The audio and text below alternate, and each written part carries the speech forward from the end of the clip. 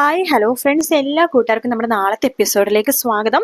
ഇഷിതനെ തലകറങ്ങി ഇഷിതനെ കട്ടിലേക്ക് എടുത്തതിന് ശേഷം നമ്മുടെ സ്വപ്നവേലി ഓടി പോവുകയാണ് മഹേഷിനെ വിളിക്കാനായിട്ട്. അങ്ങനെ പോകുന്നു. നമ്മുടെ ചോദിക്കുന്നുണ്ട് എന്താണ് കൈലാസ് എന്താണ് മഞ്ജുമെടുത്ത്, എടി നിന്റെ അമ്മ എന്താ തുള്ളിച്ചാടി അകത്ത് കയറി പോണ കണ്ടല്ലോ, എന്താ കാര്യം എന്ന് ചോദിക്കുമ്പോ, ഓ കൈലാസേട്ടൻ ഒന്നും അറിഞ്ഞില്ല അല്ലേ, നമ്മുടെ ഇഷിതയ്ക്ക് വിശേഷം ഉണ്ടെന്ന്. വിശേഷോ? എന്ത് വിശേഷം? എന്ത് വിശേഷമെന്ന് കൈലാസേട്ടന് അറിയില്ലേ? കല്യാണം കഴിഞ്ഞ പെണ്ണുമ്പിള്ളേക്ക് എന്ത് വിശേഷം ഉണ്ടാവണത്? അവള് പ്രഗ്നന്റ് ആണെന്ന്. ഇഷിത പ്രഗ്നന്റോ? അവൾക്ക് പ്രഗ്നന്റ് ആവാൻ പറ്റില്ലെന്നൊക്കെയല്ലേ ഡോക്ടർ വിധി എഴുതിയെന്നല്ലേ പറയുന്നത്? ഹാ അതെ, പക്ഷേ ഡോക്ടറെക്കാളും വിധി എഴുതുന്നത് ആളുണ്ടല്ലോ, ദൈവം. ദൈവം വിചാരിച്ചു കാണായിരിക്കും അവൾക്ക് കുഞ്ഞിനെ കൊടുക്കാന്ന്. അത് മാത്രല്ല, അമ്മയും അവളുടെ അമ്മയൊക്കെ നിർബന്ധിച്ചിട്ടേ അവള് പ്രഗ്നൻസിക്കുള്ള ട്രീറ്റ്മെന്റും കാര്യങ്ങളൊക്കെ ചെയ്യുന്നുണ്ടായിരുന്നു. കഴിഞ്ഞ പ്രാവശ്യം ട്രീറ്റ്മെന്റ് ചെയ്തത് ചെറിയ പുരോഗതി ഉണ്ടെന്നും അവള് പറയുന്നുണ്ടായിരുന്നു. അപ്പൊ ഇവള് പ്രഗ്നന്റ് ആണ്. ഓ, അത് ഡോക്ടർ വന്ന് പറയാണ്ട് ഉറപ്പിക്കാൻ പറ്റുമെന്നില്ല. അവള് തന്നെ ഒരു ഡോക്ടർ അല്ലേ കൈലാസേട്ടാ. പിന്നെ അമ്മ ഡോക്ടറെ വിളിക്കുന്നുണ്ട്. മഹേഷ് വരുമ്പോ ഡോക്ടറായിട്ടായിരിക്കും വരുന്നുണ്ടാവാ. എന്തായാലും അവള് പ്രഗ്നന്റ് ആയി എന്നൊക്കെ പറഞ്ഞിട്ട് നമ്മുടെ മഞ്ജിമ ഇങ്ങനെ തിരിഞ്ഞു നിന്നിട്ട് ഇങ്ങനെ ആലോചിക്കുകയാണ്. കൈലാസേട്ടാ, നിങ്ങളുടെ ഇടവൊക്കെ എനിക്ക് മനസ്സിലായി. അവളെ കാണുമ്പോൾ നിങ്ങളുടെ ഇളക്കമൊക്കെ എനിക്ക് മനസ്സിലാവുന്നുണ്ട്. അവളെ രക്ഷപ്പെടുത്താനും നിങ്ങളുടെ ഈ കോഴി സ്വഭാവം നിർത്താനും ഇതേ ഉള്ളൊരു മാർഗം എന്ന് പറഞ്ഞിട്ട് മഞ്ജിമ അവിടുന്ന് പോകുകയാണ്. കൈലാസാണെങ്കിൽ ഒന്ന് സ്നേഹിച്ച് വരുന്നേ ഉണ്ടായിരുന്നുള്ളൂ, അപ്പോഴേക്കും പ്രഗ്നന്റ് ആയല്ലോ, ഇനിയിപ്പൊ എന്താ ചെയ്യാ എന്നൊക്കെ ഇങ്ങനെ ആലോചിച്ചിരിക്കുകയാണ്. കുഴപ്പമില്ല, അവളൊരു കുഞ്ഞിന്റെ അമ്മയിൽ ഇപ്പൊ എന്താണ്, അവളുടെ സൗന്ദര്യത്തിന് ഒരു ദിവസം സംഭവിക്കില്ല, ഞാൻ അവളെ സ്വന്തമാക്കുക തന്നെ ചെയ്യും എന്നൊക്കെ കൈലാസ് ഇങ്ങനെ വിചാരിക്കുകയാണ്. ശേഷം നമ്മുടെ സ്വപ്നവലി മഹേഷിനെ വിളിക്കുന്നുണ്ട്. മോനെ മഹേഷേ, നീ ഇപ്പൊ എവിടെയാണ്? ഞാൻ അരുന്ധതി മേഡത്തിന്റെ കൂടെയാണ് അമ്മേ. എടാ, നീ എത്രയും പെട്ടെന്ന് വീട്ടിലേക്ക് വരണം. എന്തു പറ്റിയമ്മേ? അത് നീ വാ, വന്നിട്ട് പറയാം. ഒരു സന്തോഷ വാർത്തയാന്ന് മാത്രം നീ അറിഞ്ഞാ മതി. അമ്മ കാര്യം പറ. എടാ, നീ വരണം, വന്നേ പറ്റൂ. വരുമ്പോ ഒരു ഡോക്ടറെ കൂടി വിളിച്ചോണ്ട് വാ. ഡോക്ടറോ? ഡോക്ടർ എന്തിനാണ്? എന്താ അച്ഛനെന്തെങ്കിലും? ഒന്നും ഇല്ലടാ, ഞാൻ പറഞ്ഞില്ലേ സന്തോഷ വാർത്തയാണെന്ന്. നീ വരുമ്പോഴേ നമുക്ക് പരിചയമുള്ള ഡോക്ടർ ഇല്ലേ, അവരെ ഇങ്ങോട്ട് വിളിച്ചോണ്ട് വാട്ടോ. ശരി അമ്മേ എന്ന് പറഞ്ഞിട്ട് ഫോം വെക്കുകയാണ്. അതിനുശേഷം മഞ്ജിമ എന്തൊക്കെയോ ആലോചിക്കുന്നുണ്ട് കേട്ടോ. എന്താന്ന് നമ്മളെ കാണിക്കുന്നൊന്നുമില്ല. അങ്ങനെ മഹേഷ് വരുമ്പോ ഡോക്ടറായിട്ട് വരുവാണ്.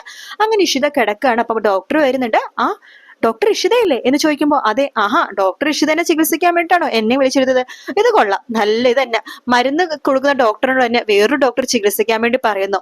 അപ്പോഴേക്കും ഇഷിത പറയണ്ട്, സോറി ഡോക്ടർ, എനിക്കറിയില്ലായിരുന്നു അമ്മ വിളിച്ച കാര്യം. അല്ല, അമ്മ എന്തിനാ ഡോക്ടർ വിളിച്ചത്? എനിക്ക് ചെറിയൊരു തലകറക്കം, അത്രയല്ലേ ഉള്ളൂ എന്ന് പറയുമ്പോഴേക്കും, അതേ മോളെ ഇഷിതേ, മോള് തലകറങ്ങി, ശരി സമ്മതിച്ചു, മോളിപ്പോ റെസ്റ്റ് എടുക്കേണ്ട സമയമാണ്.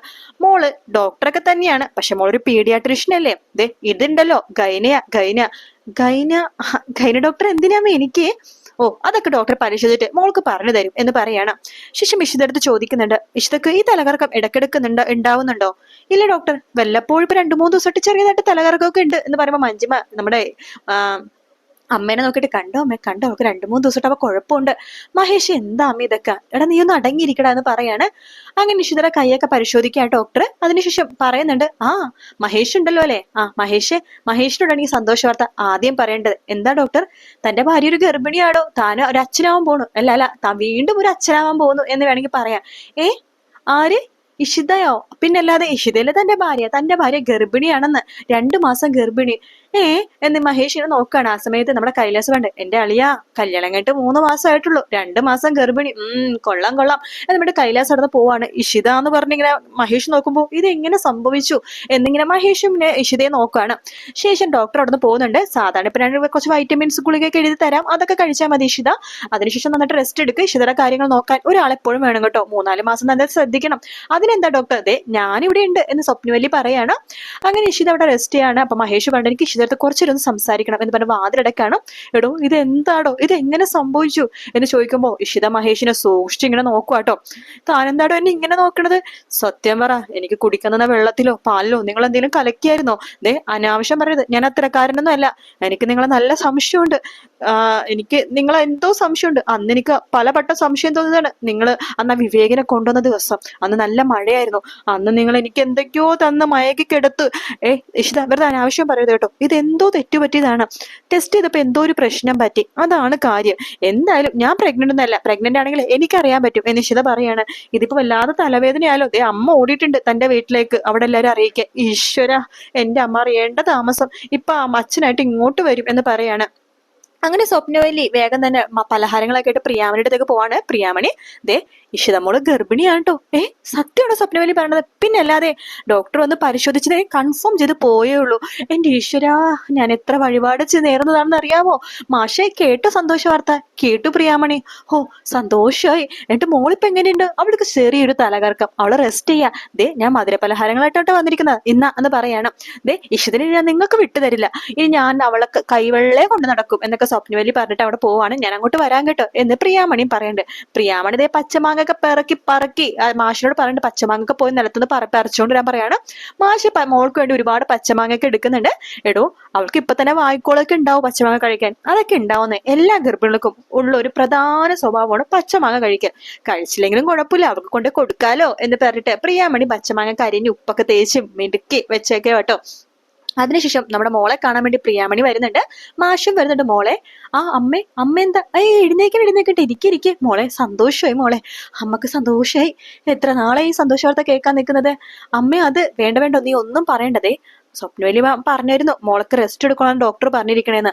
ശരിക്കും റെസ്റ്റ് എടുക്കണം മോളെ, ട്രീറ്റ്മെന്റിലൂടെ കിട്ടിയൊരു പ്രഗ്നൻസി ആണല്ലോ, അപ്പൊ നന്നായിട്ട് റെസ്റ്റ് എടുക്കണം. മാഷും പറയണ്ട് അതേ മോളെ നന്നായിട്ട്. അല്ല മഹേഷ് എന്തേ? മഹേഷ് ഇവിടെ ഉണ്ട്. കൺഗ്രാജുലേഷൻ മഹേഷ്. എന്തിന്? അല്ല മോള് ഗർഭിണിയായല്ലോ. ഓ അതിന്. ശരി ശരിയെന്നാ എന്നൊക്കെ പറഞ്ഞിട്ട് അവരവിടെ നിന്ന് പോവുകയാണ്. മഹേഷ് ഇഷിതയാണെങ്കിൽ ദേ ഇതിന്റെ ഫുൾ റെസ്പോൺസിബിലിറ്റി തനിക്കാണ്, താൻ തന്നെ പറഞ്ഞ് മനസ്സിലാക്കി എല്ലാവരും തിരുത്തിക്കോ, എനിക്കൊന്നിനും ഇടപെടില്ല ഞാൻ. അങ്ങനെ പറഞ്ഞ് കൈയൊഴിഞ്ഞാലോ? എനിക്ക് പറ്റുമെന്നില്ല. ഇത് എല്ലാ മഹേഷ് ല്ലേ, അപ്പൊ മഹേഷ് തന്നെ ഇത് തിരുത്തണം എന്ന് പറയണം. തിരുത്ത അമ്മയാണ് അച്ഛനെങ്കിൽ സന്തോഷം, ചിപ്പിയാണെങ്കിലോ നിലത്തൊന്നും അല്ല, ഇനി അവളെ എല്ലാ ദിവസവും എണ്ണി കാത്തിരിക്കും. തന്റെ അമ്മ അച്ഛനാണെങ്കിൽ ദേ നാളെ തൊട്ട് ദേ വഴിപാടെല്ലാം തീർക്കാൻ വേണ്ടി പോവാണ്. ഇതിലെന്തെങ്കിലും പരിഹാരം കണ്ടേ പറ്റൂ ഇഷിത. ഇനിയിപ്പോ എന്താ ചെയ്യാ എനിക്കറിയില്ല മഹേഷ്. എന്നാൽ ഡോക്ടർ എന്തായിരിക്കും അങ്ങനെ പറഞ്ഞത്? അതാ എനിക്കും മനസ്സിലാവാത്തത്. ഡോക്ടർ എന്തായിരിക്കും അങ്ങനെ പറഞ്ഞത്? ഡോക്ടർക്ക് തെറ്റിയതാണോ? അത് തന്നെ ശരിക്കും ഗർഭിണിയാണാടോ? കൂടെ കിടന്നാൽ ഗർഭിണിയാകോ? സാധാരണ ചെറുപ്പകാലത്ത് അങ്ങനെയൊക്കെ കേട്ടിട്ടുണ്ട്, കൂടെ കിടന്നാലോ അറിയാണ്ട് കെട്ടിപ്പിടിച്ചാലോ ഉമ്മ വെച്ചാലൊക്കെ ഗർഭിണിയാവണമെന്ന്. ഇത് അങ്ങനെ വലുതാണോടോ? ഇനി പഴയ കാലത്തെ ഈ ദിവ്യ ഗർഭം എന്നൊക്കെ കേട്ടിട്ടില്ലേ? സൂര്യനെ പ്രാർത്ഥിച്ച് ഗർഭിണിയായി, ചന്ദ്രനെ പ്രാർത്ഥിച്ച് ഗർഭിണിയായി. നമ്മുടെ എന്താണ് താൻ കേട്ടില്ലടോ കുന്തി ദേവി? അതേപോലെയൊക്കെ എന്തെങ്കിലുമൊക്കെ ആയിരിക്കും. അനാവശ്യം പറയരുത് കേട്ടോ എന്ന് പറയാണ്. എന്തോ എന്തായാലും വന്നിടത്ത് വെച്ച് കാണാം എന്ന് പറയാണ്. പക്ഷെ ഇത് മഞ്ജിമയുടെ കളിയാവാൻ തന്നെയാണ് ചാൻസ്. മഞ്ജിമ പറഞ്ഞിട്ടായിരിക്കും ആ ഡോക്ടർ അങ്ങനെ പറഞ്ഞിട്ടുണ്ടാവാം. കാരണം കൈലാസിന്റെ ആ ഒരു വായനോട്ടം കുറയ്ക്കാനായിട്ട് അങ്ങനത്തെ എന്തെങ്കിലും തന്നെ ആയിരിക്കുമല്ലോ. അത് ഇഷിത ഗർഭിണി ആയിരിക്കില്ല. അങ്ങനെ ഇഷിത ഗർഭിണിയാണെങ്കിൽ മഹേഷ് ആയിരിക്കും ഉത്തരവാദി. എന്തായാലും നമുക്ക് കാത്തിരുന്ന് കാണാം. ഭയങ്കര സസ്പെൻസ് ആയിപ്പോയി. ഡോക്ടർ അങ്ങനെ പറഞ്ഞ പ്രൊമോ കണ്ടപ്പോഴേക്കും എല്ലാവരും ഷോക്ക് ആയിപ്പോയി. അത് സ്വപ്നമല്ല കേട്ടോ, യാഥാർത്ഥ്യം തന്നെയാണ്. ഡോക്ടർ പക്ഷെ സീരിയസ് ആയിട്ട് തന്നെ പറഞ്ഞ പ്രഗ്നന്റ് ആണെന്നുള്ളത്. എന്തായാലും ഇത് മഞ്ജിമയുടെ കളിയാണോ അതോ ഇഷിത ഇനി എങ്ങാനും ഗർഭിണിയാണെന്നുള്ള ടെസ്റ്റ് മാറിപ്പോയതാണോ എന്നൊക്കെ ഉള്ളത് നമുക്ക് നാളത്തെ എപ്പിസോഡിൽ മാത്രമേ അറിയാൻ പറ്റുള്ളൂ. വീഡിയോ ഇഷ്ടപ്പെടുകയാണെങ്കിൽ ലൈക്ക് ചെയ്യാനും സബ്സ്ക്രൈബ് ചെയ്യാനും കമന്റ് ചെയ്യാനും മറക്കല്ലേ. മറ്റൊരു വീഡിയോ ആയിട്ട് വീണ്ടും കാണാം friends. Take care. Bye bye.